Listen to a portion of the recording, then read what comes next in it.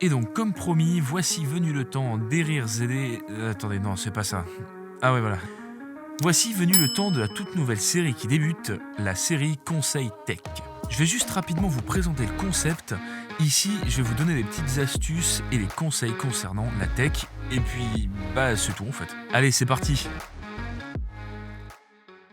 Bonjour à tous, moi c'est Spectra et comme prévu, voici la nouvelle vidéo concernant les smartphones d'occasion. Et dans cette vidéo, je vais vous présenter quelques points à vérifier avant d'acheter votre smartphone de seconde main. Premier point à vérifier, ça fonctionne malheureusement que sur iPhone, c'est l'état de la batterie. Tout d'abord, il faudra activer l'iPhone. Vous pouvez le faire sans avoir à entrer de données personnelles, tout simplement en cliquant sur Je n'ai pas d'identifiant et en demandant à le configurer plus tard. Ensuite, rendez-vous dans les paramètres, puis batterie et état de la batterie. À savoir que si la batterie est en dessous du seuil des 80%, l'iPhone n'aura pas une grande durée de vie, environ 1 an selon votre utilisation, grand maximum 2 ans. Et après, l'autonomie de la batterie sera fortement altérée, surtout si vous passez la barre des 70%.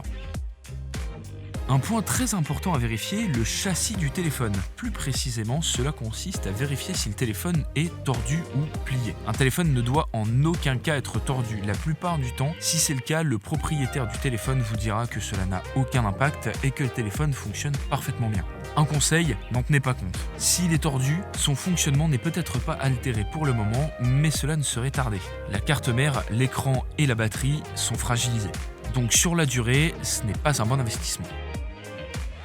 Pour ce point-là, c'est un peu différent. Si vous achetez le téléphone dans un magasin d'occasion, vous n'avez pas besoin de le vérifier, car logiquement, l'enseigne s'en est déjà chargée. Et dans le pire des cas, ça sera pris en charge par la garantie. Sinon, je vous conseille fortement, surtout s'il s'agit d'un téléphone récent, de demander la facture d'achat du téléphone. Car tout simplement, si la personne à qui appartient le téléphone l'a acheté chez un opérateur, vous n'êtes pas sans savoir qu'il y a des facilités de paiement. Et si ces paiements ne sont pas terminés et que cette personne arrête de payer, eh bien le téléphone se retrouvera tout simplement bloqué et sera donc inutilisable.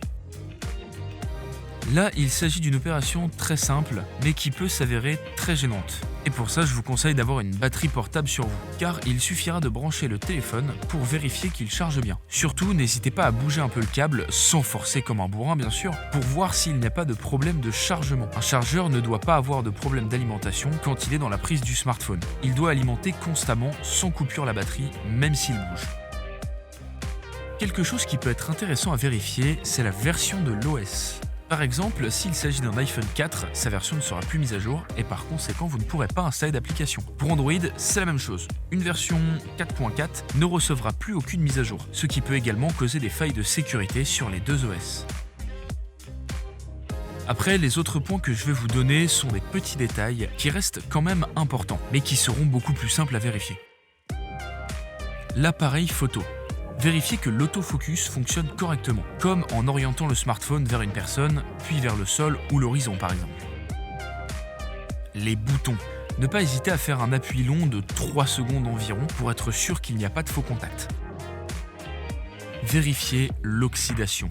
Sur les smartphones qui n'ont pas de résistance à l'eau, s'il y a des traces d'humidité, cela peut causer de sérieux problèmes de fonctionnement par la suite. Insérer une carte SIM. C'est l'un des meilleurs moyens de vérifier que le port SIM fonctionne et même le mieux c'est carrément de passer un appel avec pour être sûr qu'il n'a pas été importé car les antennes ne sont pas toujours les mêmes selon les pays et vous pourrez donc avoir des problèmes au niveau du réseau. Vérifiez l'état du téléphone. Bien sûr, l'état général du téléphone, si le téléphone a l'air usé, etc. Dites-vous aussi que les composants internes ont dû prendre pour leur grade et donc ne sont pas forcément super en forme. Et bien voilà, ça sera tout pour cette vidéo, j'espère qu'elle vous aura plu et qu'elle vous aura été utile. Si c'est le cas, n'hésitez pas à la partager aux personnes qui elles aussi veulent s'acheter un smartphone d'occasion et pourquoi pas à lâcher un petit pouce bleu. C'était Spectra, prenez soin de vous, à la prochaine.